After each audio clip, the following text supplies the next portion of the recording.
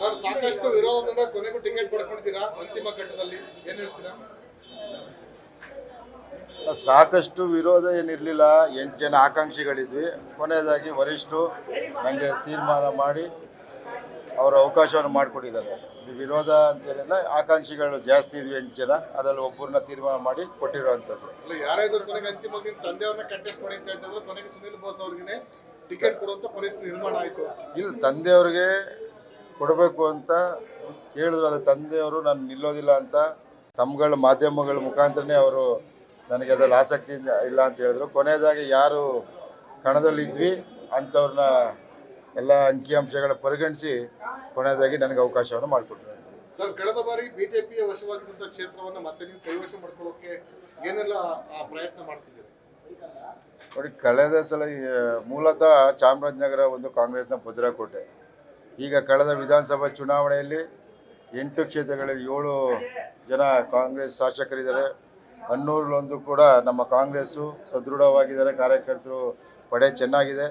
ಆದ್ದರಿಂದ ಕಳೆದ ಸಲ ಕೆಲವು ಆಗಿನ ಪರಿಸ್ಥಿತಿಗಳಿರ್ಬೋದು, ಸನ್ನಿವೇಶಗಳಲ್ಲಿ ಎಲ್ಲೋ ಒಂದು ಕಡೆ ಕಡಿಮೆ ಅಂತರದಿಂದ BJP ಬಂದಂಥದ್ದು. ಈ ಸಲ 100ಕ್ಕೆ 100 ಅಲ್ಲಿ ನಮ್ಮ ಕಾಂಗ್ರೆಸ್ ಪಕ್ಷ 100ಕ್ಕೆ 100 ಅಲ್ಲಿ ಜಯವನ್ನು ಗೆಲ್ಲಿಸಿದರೆ ಜನಗಳು ನಮಗೆ ಆಶೀರ್ವಾದ ಮಾಡ್ತಾರೆ ಅಂತ ಸಂಪೂರ್ಣ ವಿಶ್ವಾಸ ನಮಗಿದೆ.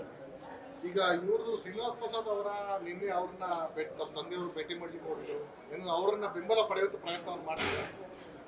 ಇಲ್ಲ, ಪ್ರಸಾದ್ ಸಾಹೇಬರು ನಮ್ಮ ಭಾಗದ ಒಬ್ಬರು ಹಿರಿಯ ರಾಜಕಾರಣಿಗಳು. ಸುದೀರ್ಘ 50 ವರ್ಷದ ರಾಜಕೀಯ ನಿವೃತ್ತಿ ಘೋಷಣೆ ಮಾಡಿದ್ಮೇಲೆ, ತಂದೆಯವರು ಸೌಜನ್ಯಕ್ಕಾಗಿ ಅವ್ರ ನಿವೃತ್ತಿ ಘೋಷಣೆ ಮಾಡಿದ್ಮೇಲೆ ಅವರ ಜೊತೆ ಒಂದು ಸೌಹಾರ್ದಯುತ ಭೇಟಿಗಾಗಿ ಹೋದರು. ಯಾವುದೇ ರೀತಿಯ ರಾಜಕೀಯ ಮಾತುಕತೆ ಆಗಿಲ್ಲ.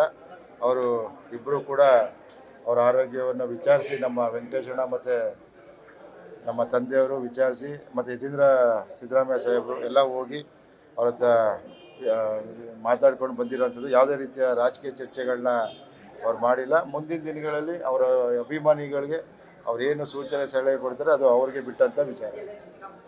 ಸರ್, ಶ್ರೀನಿವಾಸ್ ಪ್ರಸಾದ್ ಅವರು ಅಳಿಯ ತಮ್ಮ ಇನ್ನು ಪಕ್ಷ ಸೇರ್ಪಡೆ ಬಗ್ಗೆ ಚರ್ಚೆ ನಡೆಸಲಾಗ್ತಾ ಇದೆ.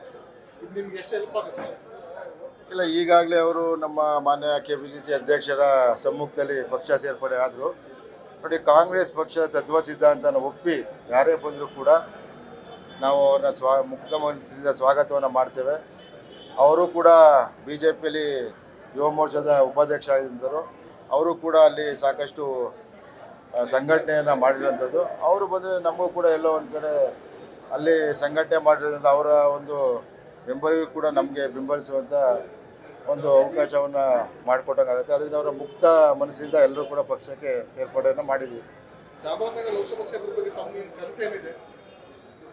ಅಲ್ಲಿ ಯಾವಾಗಲೂ ಕೂಡ ಚಾಮರಾಜನಗರದ ಮೀಸಲು ಕ್ಷೇತ್ರವನ್ನು ಯಾವಾಗಲೂ ಕೂಡ ಒಂದು ಹಿಂದುಳಿದ ಕ್ಷೇತ್ರ ಅಂತಲೇ ಮಾಧ್ಯಮದವರಾಗ್ಬೋದು, ನಮ್ಮ ನ್ಯೂಸ್ ಪೇಪರ್ಗಳಾದರೂ ಬರೆಯುವಂಥದ್ದು. ಅದನ್ನು ಹೋಗಲಾಡಿಸಿಕೆ ಅಲ್ಲಿ ಏನು ಮಾಡಬೇಕು, ಅಲ್ಲಿ ಜನಗಳು ಉದ್ಯೋಗ ಸೃಷ್ಟಿಯನ್ನು ಯಾವ ರೀತಿ ಮಾಡಬೇಕು, ಶಿಕ್ಷಣ, ಆರೋಗ್ಯ, ಮತ್ತು ಏನು ನಮ್ಮ ರೈಲ್ವೆ ಯೋಜನೆಗಳು ಯಾಕೋ ಅರ್ಧಕ್ಕೆ ನಿಂತಿರುವಂಥದ್ದು, ಬೆಂಗಳೂರು ನಗರ, ಆ ಮುಂತಾದ ಯೋಜನೆಗಳನ್ನ ನಾವು ಕೂತ್ಕೊಂಡು, ಯಾಕೆ ನಮ್ಮಲ್ಲಿ ನಮ್ಮದೇ ರಾಜ್ಯ ಸರ್ಕಾರದ ಹಿರಿಯರು, ನಮ್ಮ ತಂದೆಯವರು ಕೂಡ ಮಂತ್ರಿ ಇರೋದ್ರಿಂದ ಎಲ್ಲ ಹಿರಿಯರ ಸಲಹೆಗಳು ತಗೊಂಡು ನಮ್ಮದೇ ಆದ ಒಂದು ದೃಷ್ಟಿಲಿ ನಮ್ಮ ಹೆಚ್ಚಿನ ರೀತಿಯಲ್ಲಿ ಕೇಂದ್ರ ಅನುದಾನವನ್ನು ತಂದು ನಮ್ಮ ಚಾಮರಾಜನಗರ ಒಂದು ಮಾದರಿ ಕ್ಷೇತ್ರವನ್ನು ಮಾಡಬೇಕು ಅಂತ ಒಂದು ಕನಸನ್ನು ಇಟ್ಕೊಂಡಿದ್ದೀನಿ. ಅದಕ್ಕೆ ನಾನು ಜನಗಳಿಗೆ ಈ ಸಲ ನಮ್ಮ ಏನು ರಾಜ್ಯ ಸರ್ಕಾರ ನಮಗೆಲ್ಲ ಏನು ಯೋಜನೆ ಕೊಟ್ಟಿದೆ ಅದನ್ನೆಲ್ಲ ಮನಸ್ಸಲ್ಲಿ ಇಟ್ಕೊಂಡು ಈ ಬಾರಿ ನಗರದಲ್ಲಿ ಕಾಂಗ್ರೆಸ್ ಪಕ್ಷವನ್ನು ಗೆಲ್ಲಿಸಬೇಕು ತಮ್ಮ ಮುಖಾಂತರ ಮನವಿಯನ್ನು ಮಾಡ್ತಾರೆ.